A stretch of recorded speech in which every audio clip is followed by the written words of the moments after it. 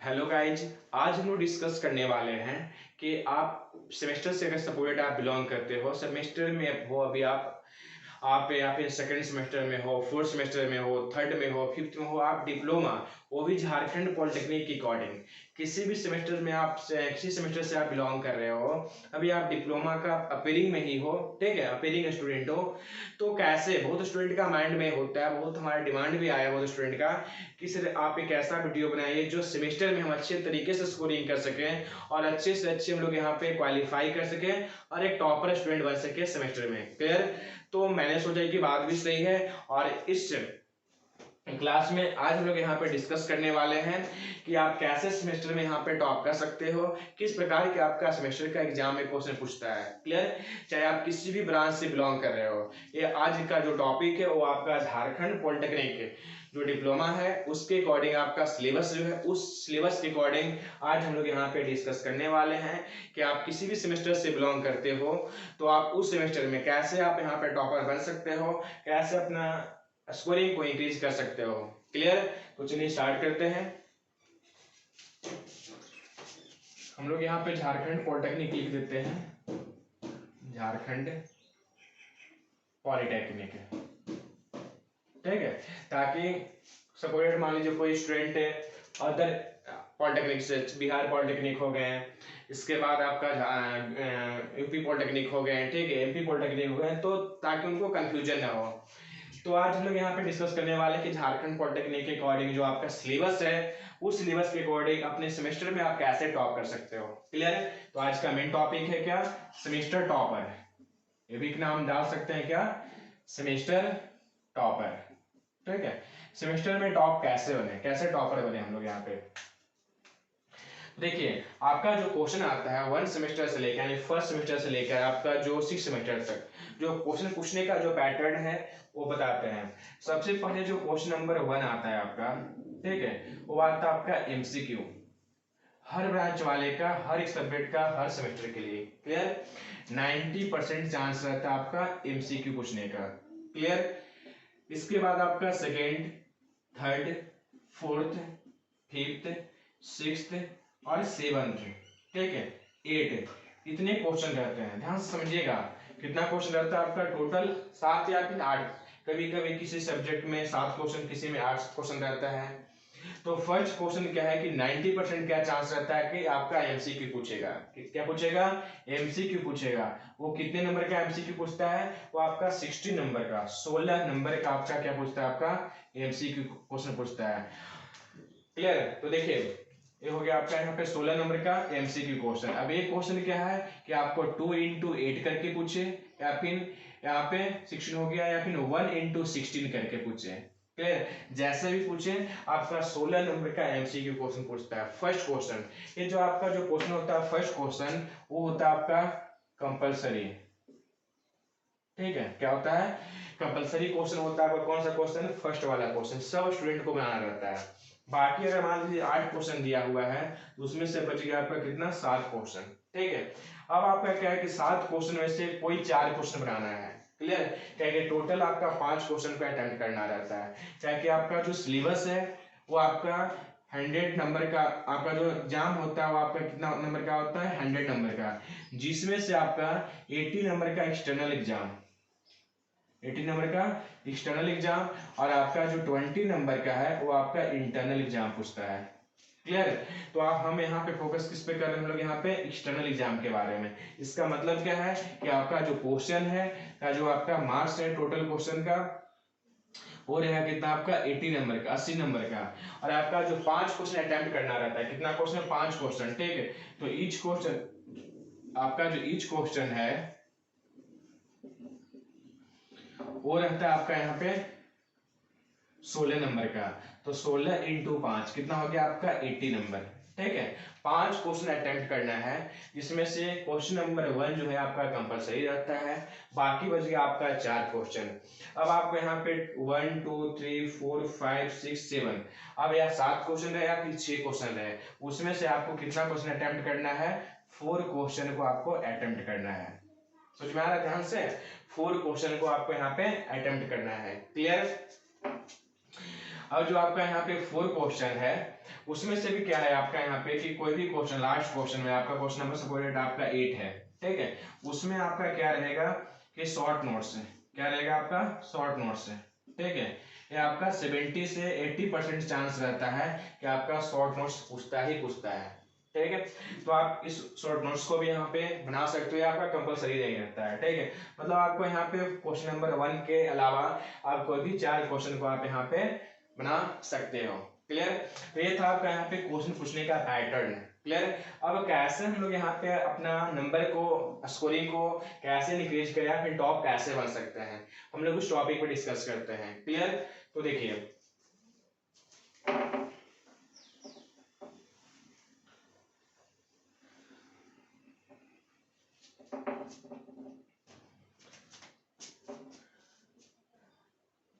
सबसे पहले हम लोग यहाँ लिखते हैं टाइम।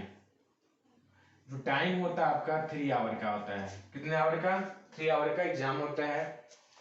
टोटल क्वेश्चन जो रहते हैं आपका, टोटल जो मार्क्स होता है वो होता है 80 नंबर का, 80 नंबर का, ठीक है। टोटल जो क्वेश्चन रहते हैं आपका, टोटल जो क्वेश्चन रहते हैं वो रहता है आपका 7 और 8, या तो 7 या फिर 8 क्वेश्चन रह सकता है, क्लियर। अब क्या है आपको यहाँ पे ईच क्वेश्चन का जो मार्क्स होता है वो 60 नंबर का होता है, कितने नंबर का, 16 नंबर का इस क्वेश्चन रहता है, क्लियर। आपका जो क्वेश्चन नंबर 1 है, क्वेश्चन नंबर 1 है वो क्या रहता है आपका,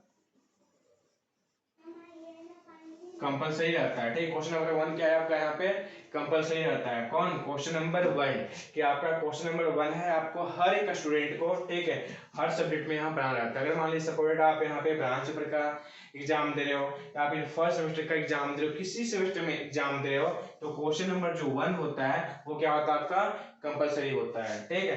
तो ये सब का आपका बेसिक नॉलेज होना चाहिए, क्या, जब आप सेमेस्टर का एग्जाम आप यहाँ पे दे रहे हो तो, क्लियर।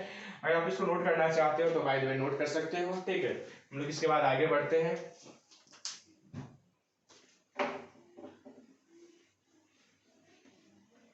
इसके बाद यहाँ पे हम लोग यहाँ पे टॉपिक पाते हैं कि हमारा परफॉर्मेंस कैसे बेटर हो, ठीक। ये सब आपका बेसिक नॉलेज था।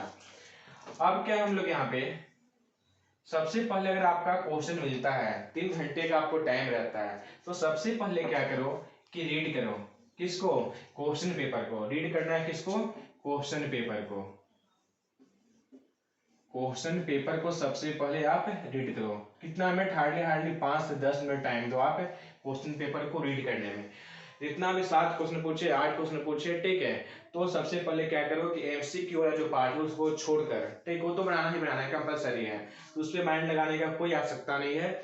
जो आपका अदर क्वेश्चन बच गया, जो ऑप्शनल है, उस क्वेश्चन पे आप फोकस करो, रीड करो यहाँ पे कि हम यहाँ पे कौन कौन सा क्वेश्चन हमको अच्छे तरीके से आ रहा है, ठीक है, कौन कौन सा क्वेश्चन को हम अच्छे तरीके से रिप्रेजेंट कर सकते हैं, उस क्वेश्चन को क्या करो यहाँ पे आप यहाँ पे एक एनालिसिस करो, ठीक है। सेकंड नंबर आपको क्या करना है कि एनालिसिस करना है, एनालिसिस करना है। ये आपका देखिए, अगर आप इस हैबिट बना रहेगा आपको यहाँ पे, तो आपको जब जेई मेंस का एग्जाम दोगे, एसएससी जेई मेंस का, ठीक है, या फिर और भी एग्जाम दोगे थ्योरी वाले, तो यहाँ वहां पे आपको ये हैबिट आपको वहां पे काम देगा, ठीक है, परफॉर्मेंस को इंक्रीज करने में। तो सबसे पहले क्या करना है आपको, इंक्रीज करना है, सॉरी एनालिसिस करना है। एनालिसिस कैसे करना है कि आपका अगर मान लीजिए 7 क्वेश्चन ऑप्शन है, second question number 2, question number 3, 4, 5, 6 और 7, कितना क्वेश्चन है आपका, 1 2 3 4 5 6, बनाना कितना है आपका, यहाँ पे 4 क्वेश्चन ही बना रहा है,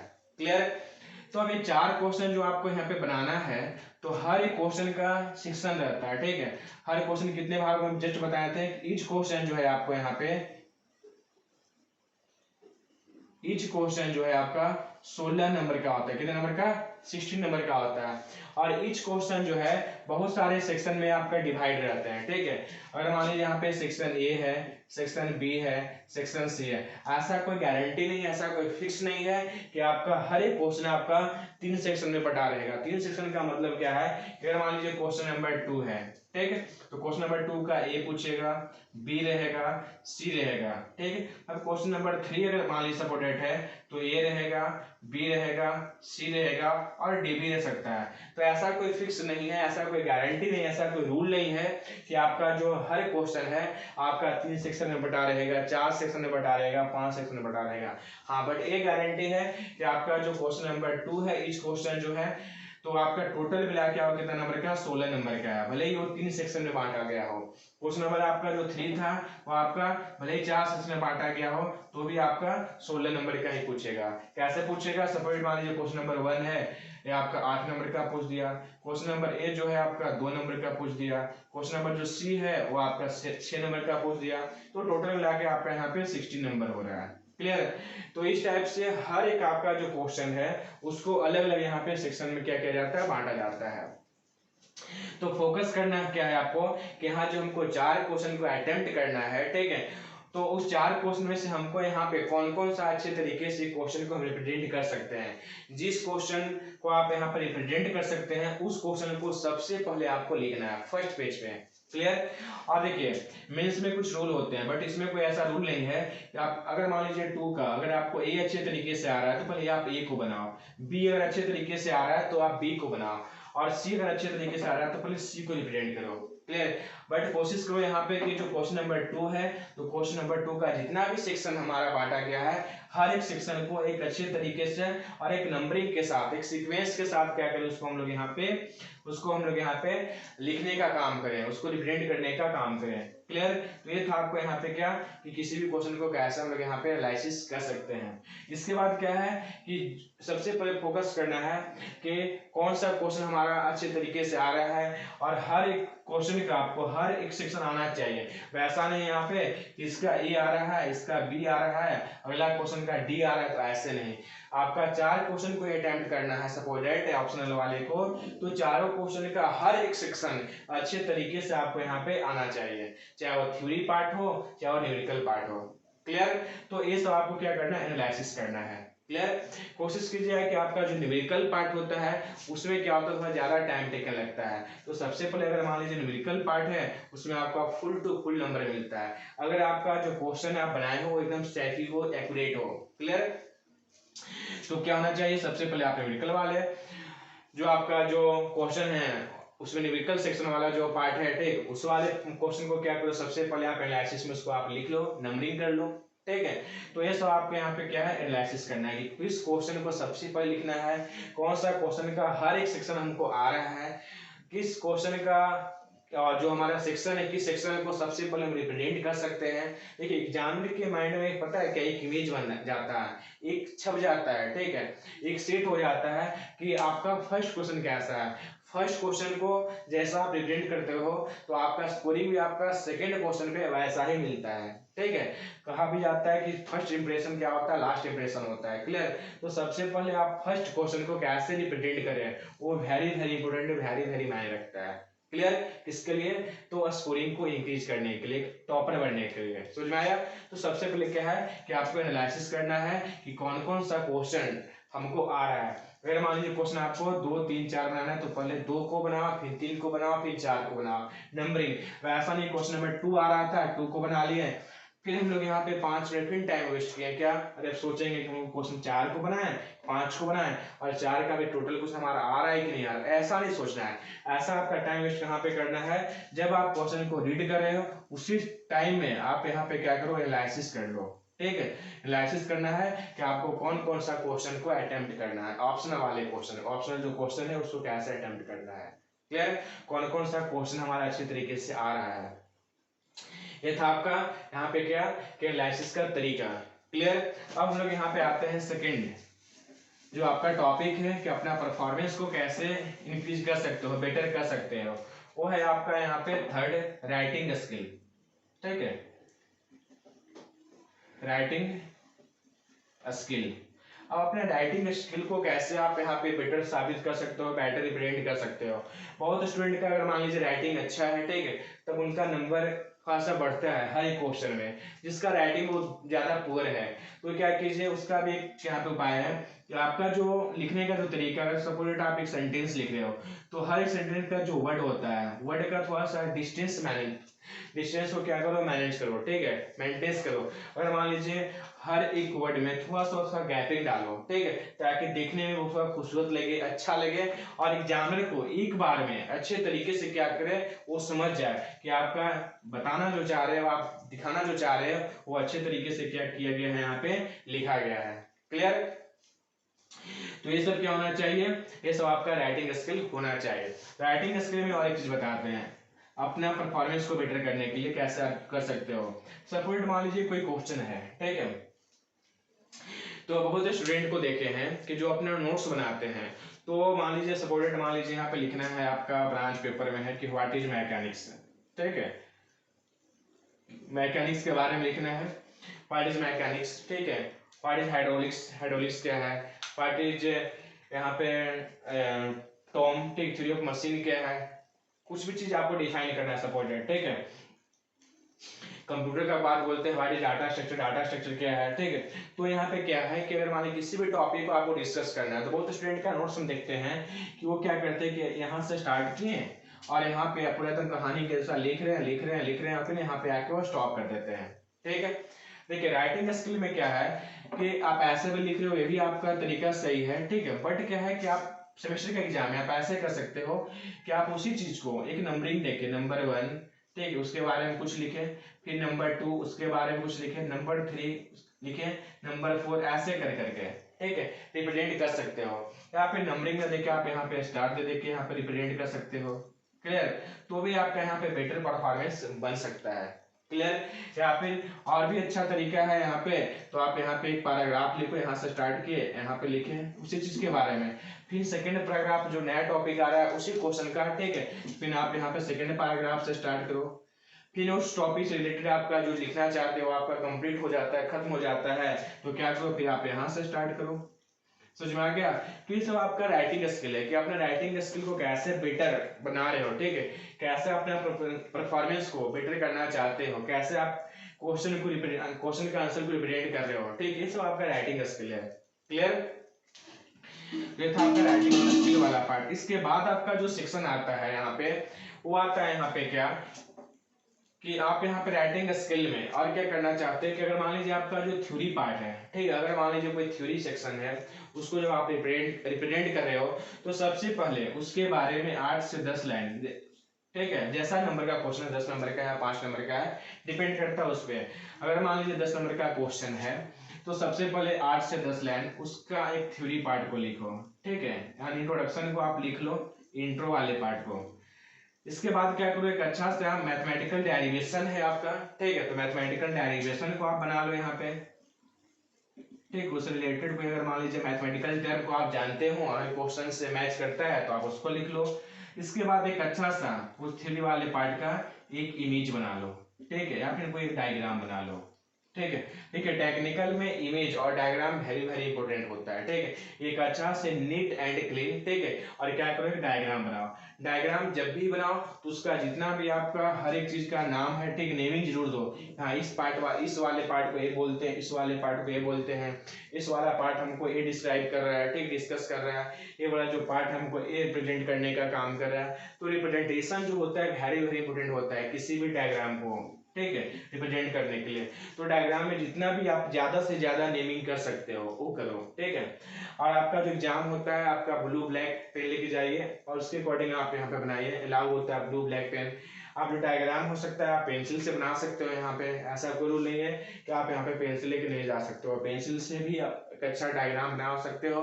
वो तो स्टूडेंट का क्या होता है कि हमें यहाँ पे ब्लू ब्लैक जो हमारा पेन होता है उससे हमारा डायग्राम नहीं बन पाता है। अगर मान लीजिए सर्कल बनाना है, कोई दूसरे टाइप का इमेज बनाना है, कर्व बनाना है, तो पेन से नहीं बन पाता है। तो क्या होता है कि वो तो स्टूडेंट पेंसिल लेके जाते हैं, तो आप यहाँ पे पेंसिल लेके जा सकते हो और पेंसिल से आप ड्रॉ कर सकते हो, ठीक है। तो ये हो गया आपका थ्योरी सेक्शन को कि रिप्रेजेंट करने का। ये आपका थ्योरी सेक्शन वगैरह मान लीजिए सबसे पहले इंट्रो लिख दिए, ठीक है, इसके बारे में डेरिवेशन बना दिए उससे, और एक इमेज बना दिए, एक डायग्राम बना दिए, एक अच्छे रिप्रेजेंटेशन कर कर, नेमिंग कर कर, तो आपका अगर क्वेश्चन 10 नंबर का है तो आपका पूरा चांस बनता है, पूरा प्रोबेबिलिटी हो जाती है कि आपका कि 10 में 10 आएगा, ठीक है। बाय द वे अगर आपका लक खराब है, एग्जाम जो क्वेश्चन चेक कर रहा है, ठीक है, फिर जो आपका जो कॉपी चेक कर रहा है पूरा खलूस है, ठीक है, पूरा टाइप टीचर है, तो आपको 9 देगा, 9.5 देगा, 9 देगा, हार्डली 8 देगा, इससे ज्यादा वो कम नहीं कर सकता है, ठीक है। बट ज्यादा चांस रहता है 10 का, 9.5 इतना आपका स्कोर हो जाएगा, किसमें, थ्योरी वाले पार्ट में, थ्योरी वाले क्वेश्चन में, अगर इस स्टेप को फॉलो करते हो तो। क्लियर है। तो ये सब आता है आपका राइटिंग स्किल में। क्लियर। जब आप न्यूमेरिकल क्वेश्चन को बनाते हो तब वहां पे फोकस क्या करना है आपको, कि जब आप यहाँ पे न्यूमेरिकल क्वेश्चन को देखिए, जब आप यहाँ पे न्यूमेरिकल क्वेश्चन को अगर आप अटेम्प्ट करते हो तो सबसे पहले क्या है कि आपका जो गिवन डेटा है, ठीक है, उस गिवन डेटा को एक अच्छे तरीके से लिखे। बहुत स्टूडेंट को क्या करते हैं कि क्वेश्चन पढ़ते हैं, आपका क्या क्या गिवन दिया उस डेटा को नहीं लिखते हैं, डायरेक्ट सॉल्यूशन लिखते हैं और बनाना स्टार्ट करते हैं, ठीक, वो आपका रॉन्ग, ठीक है। वो आपका क्या है कि आपका जो परफॉर्मेंस है, आपका जो तरीका, आपका जो प्रोसेस है वो रॉन्ग है। सबसे पहले क्या करो यहाँ पे, ठीक है, कि आप सॉल्यूशन लिखो, और सॉल्यूशन लिखने के बाद यहाँ पे गिवन, ठीक है, गिवन लिखो, और फिर यहाँ से स्टार्ट करो कि आपका गिवन क्या दिया है, किस किस चीज का वैल्यू आपको दिया हुआ है। क्लियर। इसके बाद आपको क्या फाइंड करना है, क्या निकालना है, आपको यहाँ पे फाइंड करके और यहाँ पे लिख के क्वेश्चन मार्क दे दो, ठीक है, कि आपको क्या फाइंड करना है। इसके बाद क्या करो, आप यहाँ से स्टार्ट करो कि आपको यहाँ पे कैसे सॉल्यूशन बनाना है, कैसे न्यूमेरिकल को आप यहाँ पे बना रहे हो। क्लियर। आपका मान लीजिए सपोज एक न्यूमेरिकल में 5 क्वेश्चन आ रहा है, 6 रिजल्ट आ रहा है, 5 रिजल्ट आ रहा है, तो हर एक रिजल्ट का आप यहाँ पे क्या करो, रिजल्ट जैसे भी आता है उसको हाईलाइट कर दो, किसे, स्क्वायर ब्रैकेट से एक अच्छा से हाईलाइट कर दो, और यहाँ पे अगर मान लीजिए फाइनल रिजल्ट है तो यहाँ पे आप आंसर लिख दो हाईलाइट करके, ताकि एग्जामिनर को लगे कि ये जो हाईलाइट किया है आप यहाँ पे आंसर लिखा हुआ है, ठीक है, फोकस को वहां पे करें। क्लियर। तो ये सब क्या है आपको यहाँ पे न्यूमेरिकल के लिए। आप यहाँ पे कोशिश करो कि जो हमारा जो हर एक पॉइंट है पूरा एकदम एक्यूरेट हो, सही हो, अच्छे तरीके से हो। क्लियर। न्यूमेरिकल क्वेश्चन पे एक और फोकस करने वाली बात क्या है कि अगर मान लीजिए किसी चीज का वैल्यू, ठीक है, अगर मान लीजिए म्यू का वैल्यू, ठीक है, म्यू ऐसे होता है, ठीक, तो अगर मान लीजिए म्यू का वैल्यू दिया हुआ है, ठीक है, चाहे म्यू का वैल्यू नहीं दिया हुआ है, टॉर्क का वैल्यू दिया हुआ है सपोज है, ठीक है, तो अगर मान लीजिए किसी का वैल्यू नहीं दिया हुआ है और बोल रहा है क्वेश्चन में लेने के लिए, तो ले सकते हो। अगर म्यू का, अगर आप ऐसे किसी चीज का मान लीजिए छोटा ई दिया हुआ है, कैपिटल ई से रिप्रेजेंट किया, तो जे सिंबल से रिप्रेजेंट किया है किसी चीज को, ठीक, उसी सिंबल का आपको रिप्रेजेंट करना है किसमें, न्यूमेरिकल वाले पार्ट में। तो ये सब भी क्या होता है कि आपका वीक पॉइंट होता है, बहुत स्टूडेंट ये सब नहीं करते हैं। अगर मान लीजिए किसी भी चीज को रिप्रेजेंट कर रहा है स्मॉल ई से, कैपिटल ई से, हम उसको स्मॉल ई से कर रहे हैं, किसी को कर रहा है कैपिटल टी से, हम उसको स्मॉल टी से कर रहे हैं, होता दोनों है, ठीक है। बट क्या है कि एग्जाम में क्या है कि आपका इस रिप्रेजेंट किया है तो आपको भी कैपिटल इसी सिंबल को रिप्रेजेंट करना पड़ेगा, समझ में आया। तो ये सब आपको छोटे छोटे पॉइंट को फोकस करना रहता है। कब, जब आपका बाय द वे आपका लक खराब हो, ठीक है, अच्छा क्वेश्चन जो आपका जो चेक कर रहा है, जो आपका कॉपी चेक कर रहा है वो आपका बहुत नॉलेजेबल पर्सन हो, ठीक है, ज्यादा टाइट हो, ठीक है, तो वो सब जगह वो वैसा आप गलती स्टार्टिंग से मत करो ना, कि आपको तो नहीं पता है कि हमारा जो कॉपी है वो किस प्रकार का टीचर के पास जाएगा, ठीक है। तो आप हर एक पॉइंट को पहले से आप यहाँ पे फोकस करो कि हम लोग ऐसा कोई सा मिस्टेक ना करें, ठीक है। आपका जो वीक पॉइंट है उस चीज को पहले से आप स्ट्रॉन्ग कर लो, ठीक है, ताकि आपको यहाँ पे नंबर न कटे। तो यह है आपका न्यूमेरिकल वाले सेक्शन को कैसे आप एक अच्छे तरीके से रिप्रेजेंट कर सकते हो। क्लियर।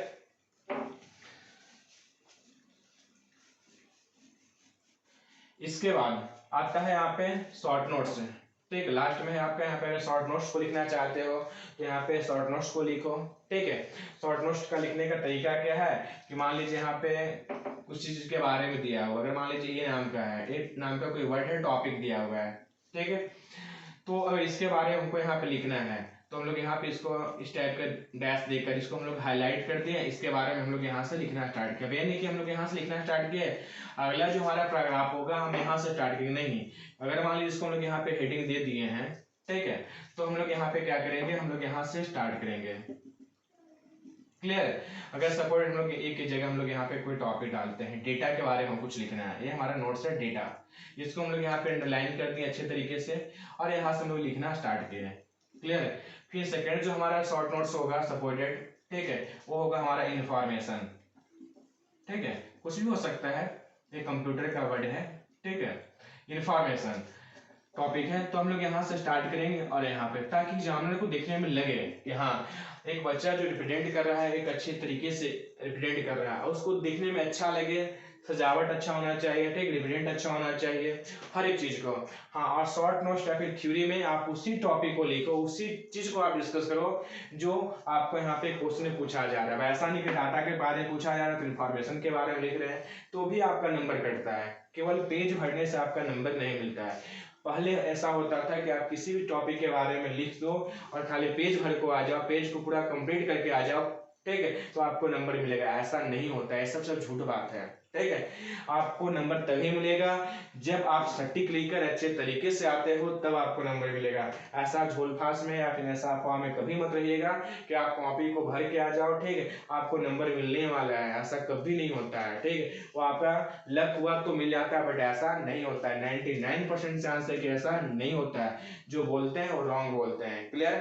तो इस वाले बात पे, इस अफवाह पे कभी रहना है कि क्वेश्चन कुछ ना आए तो भी भर के आ जाए। हाँ, वो आपका लास्ट ऑप्शन रहता है। कब? कि अगर मान लीजिए आपका क्वेश्चन बहुत हार्ड पूछा है आपके अकॉर्डिंग, ठीक है, नहीं आ पा रहा है, उस टाइम में आप किसी भी चीज को आप लेके आ जाओ तो कम से कम वहां 5 नंबर मिलेगा, तो 1 नंबर मिलने का चांस रहता है, ठीक है। वो आपका लास्ट ऑप्शन है। क्लियर? बट ऐसा कभी नहीं होता है कि आप कुछ भी लेके आ जाओ आपको नंबर मिलेगा। क्लियर? तो हम लोग यहाँ पे शॉर्ट नोट्स लिखने का तरीका है। इसके बाद है कि आपका एमसीक्यू क्वेश्चन, जो आपका कंपलसरी रहता है। एमसीक्यू में क्या है कि सबसे पहले आपका उसको लास्ट में बनाया कीजिए, ठीक है, अगर उसमें ज्यादा टाइम देना नहीं रहता। अगर मान लीजिए आपका क्वेश्चन आता है तो अच्छी बात है, आप तुरंत उसको बना सकते हो 5 से 10 मिनट में, ठीक है, ज्यादा टाइम नहीं लगता है। और आराम से उसको सॉल्व कीजिए। क्वेश्चन को देखिए, आपका जितना भी क्वेश्चन होता है हर एक टॉपिक का जो आपका एमसीक्यू पूछा जाता है, तो थ्योरी पार्ट का जो सेक्शन जो आप लोगों को क्लास में से पढ़ाते हैं उसी सेक्शन से ऑलमोस्ट पूछा जाता है। क्लियर?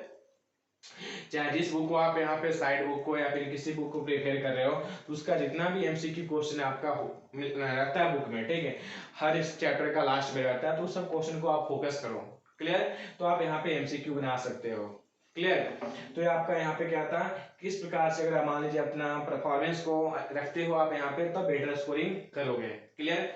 एक और रूल है, ठीक है। इसके बाद क्या होता है कि तो कि हमारे पास क्वेश्चन आने के बाद हमको कैसे परफॉर्मेंस को बेटर करना है। एक और यहाँ पे तरीका क्या है कि आप प्रीवियस ईयर का, ठीक है, प्रीवियस ईयर का जो प्रीवियस ईयर का जो आपका क्वेश्चन है, ठीक है, 5 से 10 साल का मिनिमम, ठीक है, 5 ईयर से लेकर 10 ईयर तक, ठीक है, इतना ईयर का आपको जिस सब्जेक्ट का आप एग्जाम दे रहे हो, ठीक है, सपोज आप एफएम का एग्जाम दे रहे हो, ठीक है, सपोज आप टॉम का एग्जाम दे रहे हो, सपोज आप डाटा सेट का एग्जाम दे रहे हो, सपोज आप यहाँ पे मशीन का एग्जाम दे रहे हो, ठीक है, तो आपको यहाँ पे किसी भी चीज का, आप यहाँ पे कोई भी सब्जेक्ट का, ठीक है, सपोज आप हाइड्रोलिक्स का एग्जाम दे रहे हो, किसी भी सब्जेक्ट का आप एग्जाम दे रहे हो, तो क्या होना चाहिए, उसका आपको 5 से 10 ईयर का क्वेश्चन, प्रीवियस क्वेश्चन आपको यहाँ पे रहना चाहिए, ठीक है। उससे आपका ये नॉलेज होगा, ये पता चलेगा कि हाँ किस किस टॉपिक से ऑलमोस्ट हर बार क्वेश्चन पूछा है, उस टॉपिक को आप पहले से क्या करो, उसको आप प्रिपरेशन करो, पहले से आप यहाँ पे उसको बना के रखो, ठीक है, ताकि 80 से लेकर 90% चांस रहता है कि आपका जो प्रीवियस ईयर से ही क्या करता है क्वेश्चन आपका पूछता है। तो ये प्रीवियस ईयर का क्वेश्चन आपके पास होना इंपॉर्टेंट है, ठीक है। या फिर क्वेश्चन बैंक मिलता है, क्वेश्चन बैंक में तो क्वेश्चन आपका 100% सही नहीं रहता, बट आपका क्या है कि ओरिजिनल अगर आपका क्वेश्चन पेपर मिलता है, ठीक है, कहीं से अरेंज कीजिए, तो आप यहाँ पे प्रीवियस ईयर का क्वेश्चन को लिख रखो और उसका जितना भी आपका क्वेश्चन है हर एक क्वेश्चन को पहले से सॉल्व कर कर आप जाओ, ठीक है। तो जितना क्वेश्चन आपका रहता है वो आपका 80 से 90% क्वेश्चन क्या रहेगा, आपका मैच रहेगा। कितना भी आपका लक खराब होता है, बैड होता है, ठीक है, तो आपका 50 से लेकर 70% चांस रहता है आपको यहाँ पे 50 से 70% आपका क्वेश्चन मिलता है, किससे, प्रीवियस ईयर का क्वेश्चन से, ठीक है। तो ऐसा नहीं कि हम लोग यहाँ पे केवल प्रीवियस ईयर का क्वेश्चन को पढ़ लेंगे तो हम वहाँ पे पास हो जाएंगे, अच्छा स्कोरिंग कर पाएंगे, ऐसा नहीं। आपको स्कोरिंग के साथ साथ नॉलेज भी होना चाहिए इन फ्यूचर में कुछ करने के लिए। क्लियर? और प्रीवियस ईयर का क्वेश्चन तभी आपको बेनिफिट होगा जब आप उसके बारे में पढ़ चुके हो पहले से, तभी आपको बेनिफिट मिलने वाला है। क्लियर? तो आप प्रीवियस ईयर का क्वेश्चन को आप जैसे आपका सिलेबस कंप्लीट हो जाता है, सेल्फ स्टडी के अकॉर्डिंग, कोचिंग के अकॉर्डिंग, कॉलेज के अकॉर्डिंग, तो आप यहाँ पे एग्जाम में टाइम मिलता है आपको, ठीक है, जैसे जैसे आपका सिलेबस कंप्लीट हो जाता है तो देखो कि हमको हर चैप्टर से किस किस ईयर में, कौन सा साल में कौन कौन सा क्वेश्चन हमारा पूछा है। तो क्या करो कि आप यहाँ पे चैप्टर वाइज, ठीक 5 से 10 साल का आपका क्वेश्चन आपके पास है, तो चैप्टर वाइज क्या करो कि आप यहाँ पे बनाओ कि हमको यहाँ पे चैप्टर 1 में आपका 5 से 10 साल में क्वेश्चन कौन कौन पूछा है आपका, उस क्वेश्चन को क्या चार्ट बनाओ, ठीक, और उसका प्रैक्टिस करो। ऐसा नहीं पूरा सिलेबस कंप्लीट होगा तब हम लोग प्रीवियस ईयर का क्वेश्चन को सॉल्व करेंगे, ऐसा नहीं।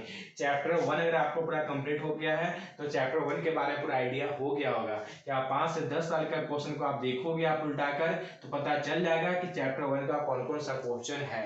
तो उसका एक अलग से क्या करो, एक लिस्ट बनाओ, ठीक है, और क्या करो उसको फिर सॉल्व करो। फिर चैप्टर 2 आपका कंप्लीट होता है तो चैप्टर 2 का आपका पूरा कमांड हो गया होगा, ठीक है। फिर चैप्टर 2 से देखो कि 5 से 10 साल में कौन कौन सा क्वेश्चन पूछा है चैप्टर 2 से, फिर उनका एक नया लिस्ट बनाओ और फिर उस क्वेश्चन को क्या करो, प्रैक्टिस करो, ठीक है। फिर चैप्टर 3 ऐसे करता है, आपका जितना चैप्टर होता है हर एक चैप्टर का आपका लिस्ट बनते जाएगा और ऑटोमेटिकली आपका प्रीवियस ईयर का क्वेश्चन क्या हो जाएगा, सॉल्व होते जाएगा। क्लियर है, ऐसा नहीं कि पूरा सिलेबस कंप्लीट होगा इसके बाद हम बैठेंगे प्रीवियस ईयर का क्वेश्चन बनाने के लिए, वो आपका रॉन्ग है।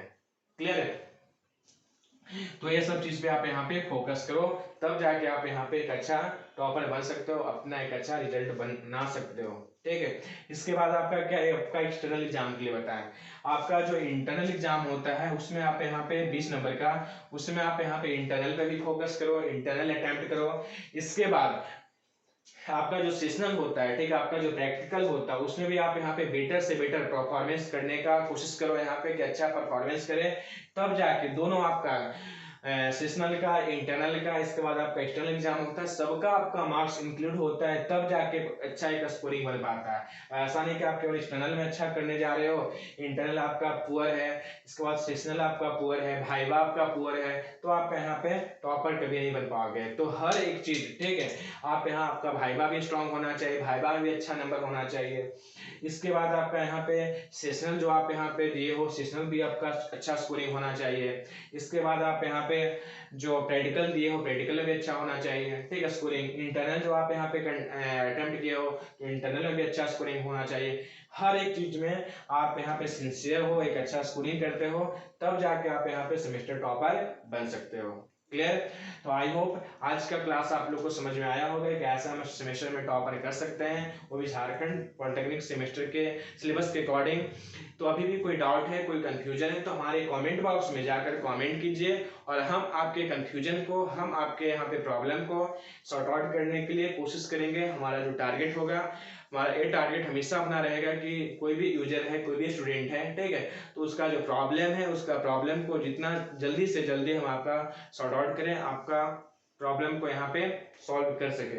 क्लियर, तो गुड बाय, फिर नेक्स्ट क्लास में मिलते हैं एक नए वीडियो के साथ। Good bye.